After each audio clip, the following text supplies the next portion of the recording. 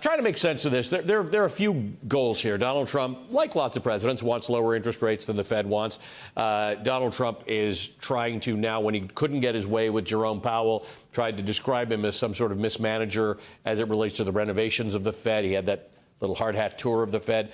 Now he goes after Lisa Powell for mortgage fraud, which apparently everybody's getting. Adam Schiff's got mortgage fraud, and Tish James has mortgage fraud.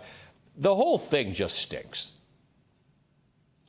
It does. And Donald Trump doesn't have a right to fire a governor on the Federal Reserve. As you just pointed out, no president has ever done this. This is an independent agency acknowledged as such, quasi-private, by the U.S. Supreme Court, not 100 years ago, but just this May. And I am glad, given what Donald Trump's doing, I am glad that Governor Cook is standing up, because you've got a situation here where he's trying to put his thumb on everyone he can find, on the judges, on the Republicans in Congress who seem to be acquiescing every single day to what he wants, on the Federal Reserve. And this is a time to stand up. You think about what the Federal Reserve does here. It looks at this creeping inflation problem that Donald Trump owns, and then you look at the role, the important role they play in standing up for Americans in this economy. But the second piece of this is what you got up way beyond the legal part, is why does he do this? Mm-hmm.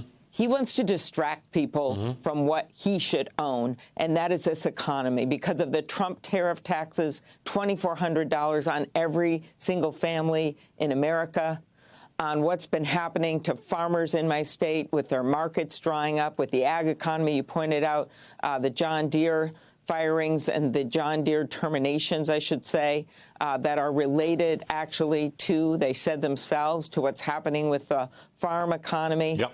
He doesn't want to own it. He blames a statistician. Remember that? Just in the last month? I thought that was ironic, this well-trusted statistician, and he gets bad job numbers, and then he fires someone, making the job numbers worse. Yeah, I mean, for the head of the BLS is somebody nobody knew.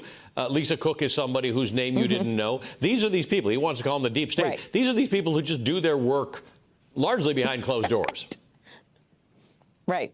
And so owning this is what he needs to do. Changing his policies is what he needs to do. And we're just seeing the beginnings of this with the effects of these tariffs.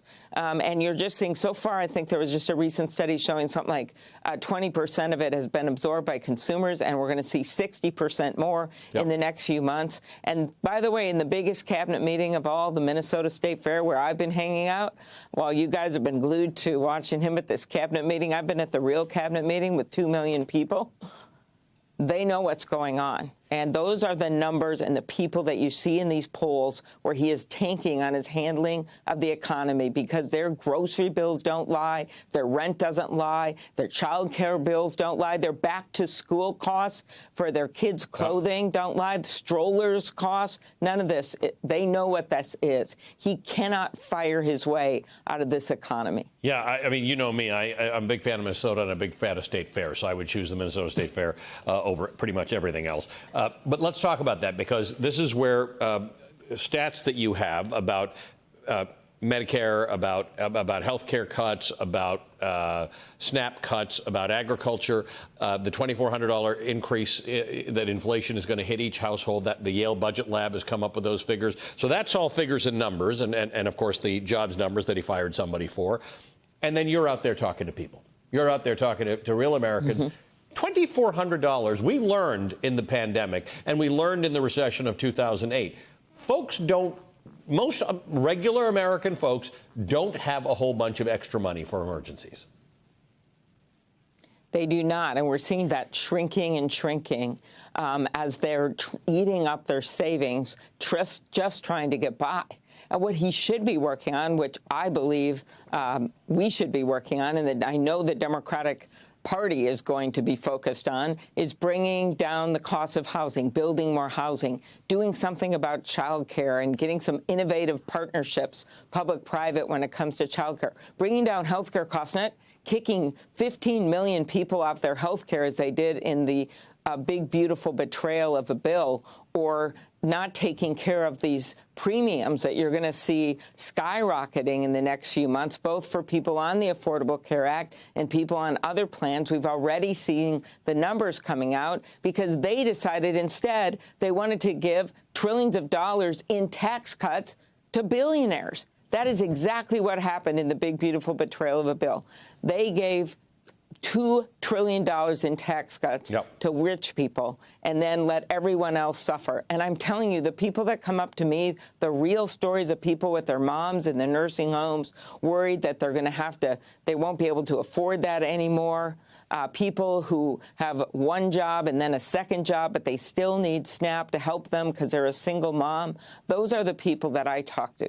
And by the way, the these SNAP are not issue, the people that are let in his cabinet meeting today. There's a direct line between the SNAP cuts and rural America and farms and the layoffs at John Deere, because people forget USAID, which a lot of people didn't pay any attention to, and SNAP cuts both have a whole lot to do with farming and agriculture in this country.